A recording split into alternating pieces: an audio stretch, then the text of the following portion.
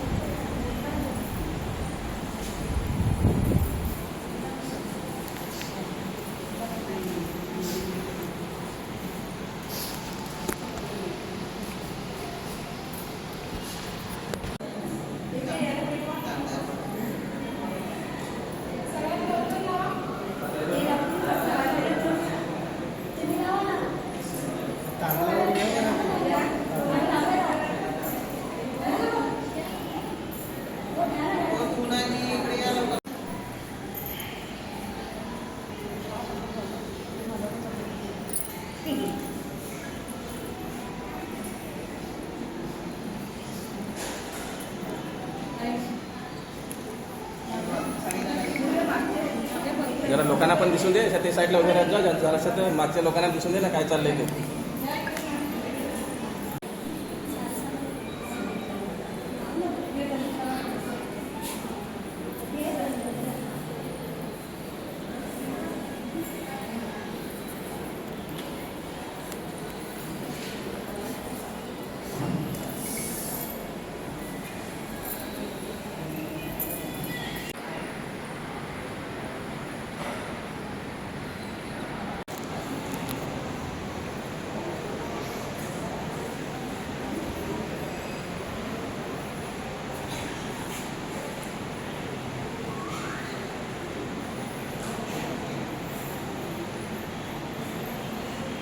प्रसंग येऊ केले, परंतु काही त्या त्याच ठिकाणी आहे लोकांनी सुद्धा वाटवायची कामं केली, परंतु कुठल्याही अपशाला किंवा कुठल्याही कामाला बोलण्याला पडतात त्या आहेत त्या ठिकाणी आहेत. आणि याच्यात एक ज्येष्ठ महिला लता सावंत यांनी आजच्या कार्यक्रमाचा अध्यक्ष स्वीकारावं असं त्यांना मी विनंती करतो.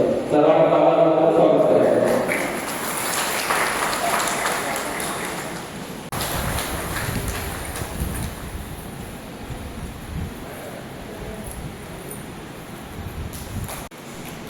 नगर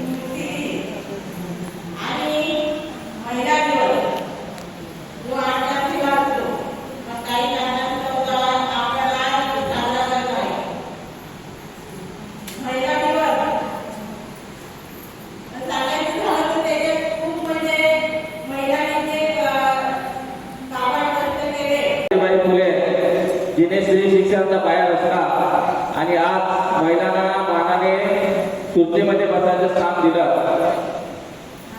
एक जमाना होता चूल आणि मूल एवढंच फक्त त्या स्त्रीने बघायचं, त्याच्या व्यतिरिक्त काहीही करायचं नाही. एक 20-25 वर्षाच्या अगोदर सुद्धा काम होईल असेल, ज्यावेळी आम्ही या बाजूच्या शाळेमध्ये शिकायला होतो. त्याच्याबद्दल संविधानाची पद्धत होती. अशा ज्या प्रथा होत्या त्याला शिक्षण द्यायचं नाही. एखादा घरामध्ये काही न्याय निवड असेल त्या न्याय निवडमध्ये सुद्धा स्त्रीने सहभाग घ्यायचा नाही. त्याने घरात एखाद्या रूममध्ये बसून राहायचं. एखादी विवाहामध्ये महिला असेल तर त्या वाटेमध्ये टाकून द्यायचं. अशा ज्या प्रथा होत्या या सर्व प्रथा मोडून काढण्याचं काम सावित्रीबाई फुले यांनी केलं आणि एक महाराष्ट्र या महिलांना आजच्या दिनानिमित्त एक चांगलं महाराष्ट्र हे निवडून दिलं. त्याप्रमाणे डॉक्टर बाबासाहेब आंबेडकरांनी एक घटना लिहिली. त्या घटनेमध्ये सुद्धा प्रत्येक ठिकाणी एक स्वतःचा आपली एक बाळाची जात सगळ्यांसाठी अभिनंदन. आपला स्वतःचा स्वतःने सहकार केला पाहिजे, कारण बाईशिवाय घर करू शकत नाही. आता देशभर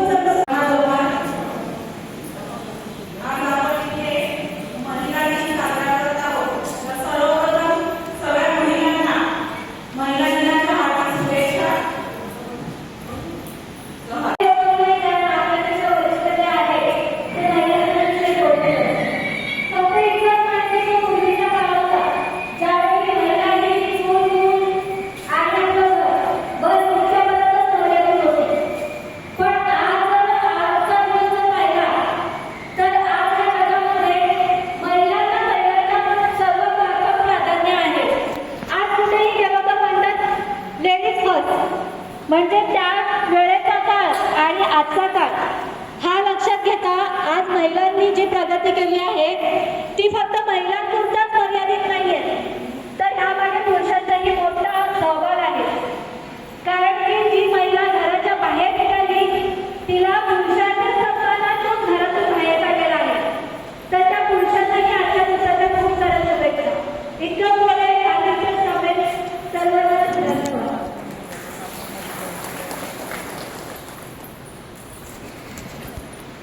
सावित्रीबाई फुले यांच्यावर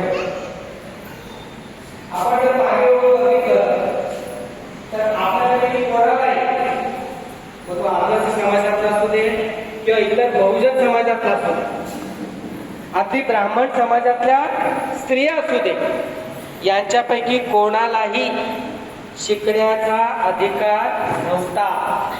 आपल्यापैकी कोणालाही तो अधिकार नव्हता. ज्ञान मिळवण्याचा जर प्रयत्न केला तर त्याच्यासाठी शास्त्रांमध्ये शिक्षा आहे. कानामध्ये शिक्षा उठून देण्याची, जीभ छाटून टाकण्याची. म्हणजे आपण शिकू शकत नव्हतो कोणी. तर आपल्या जगायला ज्ञानाचा, शिक्षणाचा जो काही मार्ग उघडून दिला तो सावित्रीबाई फुले आहे. म्हणून त्यांचा स्मृती ही आपण कायम लक्षात ठेवली. सावित्रीबाई फुले शिक्षणाचे दर सोडून दिले, महिलांसाठी काम केलं, सगळं ठीक. आपल्या स्मृती होते 1857 साली वारल्या कशा घरात होत्या का? ज्योतिबा फुले वारले होते. त्यानंतर सुद्धा त्यांनी त्यांचं काम पुढे दिलं. म्हणजे नवरा वारल्यानंतर सुद्धा त्या आपल्या घरात बसल्या नाही, त्यांनी समाजासाठी काम करत राहिल्या आणि काम करता करताच त्या वारल्या.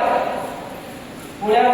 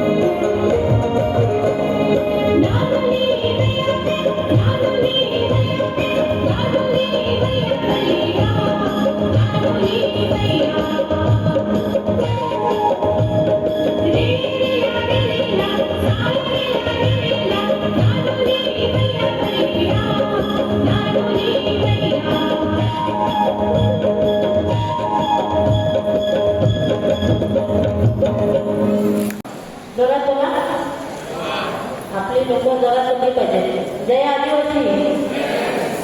व्यासपीठावरील सर्व महिला आणि समोर बसलेले सर्व माझ्या महिला आणि बंधू होते. आता इकडे पण महिलांचं राज्य जास्त आहे. दादा तुमच्याकडे धन्यवाद की सगळ्या महिलांना तुम्ही स्टेजवर एक स्थान दिलं, त्याबद्दल मी तुमचे मनापासून आभार मानते. कारण ह्या स्टेजवर जास्त महिला दिसतात. मला इथे तांबेकरांनी काल फोन केला की ताई तुम्ही या कार्यक्रमात आवर्जून या. माझी मीटिंग होती आणि आपली लोक आहेत, आपल्या समाजामध्ये लोक आहेत, त्यांच्यासोबत आपल्याला काहीतरी बोलता यावं म्हणून तुम्ही मला तिथे बोलावल्याबद्दल मी तुमचे मनापासून आभार मानते.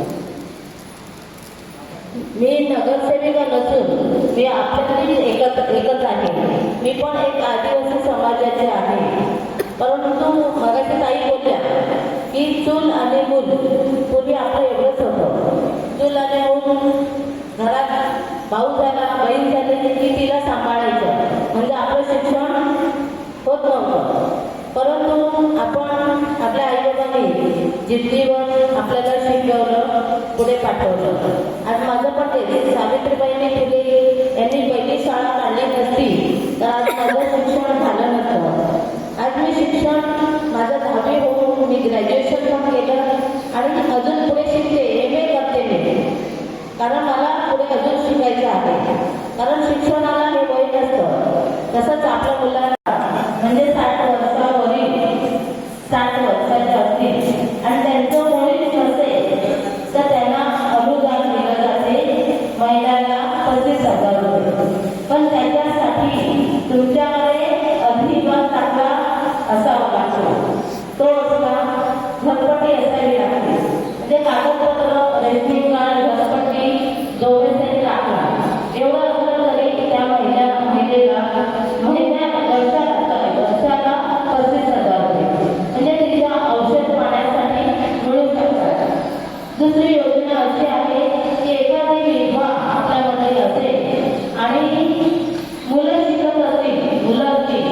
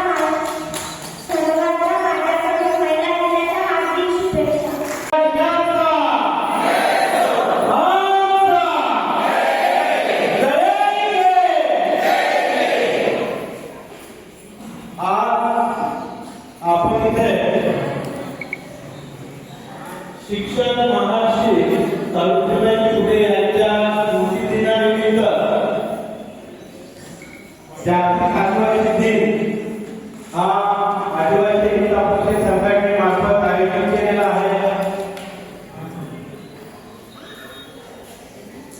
आज ते सदर कार्यक्रमासाठी उपस्थित सर्व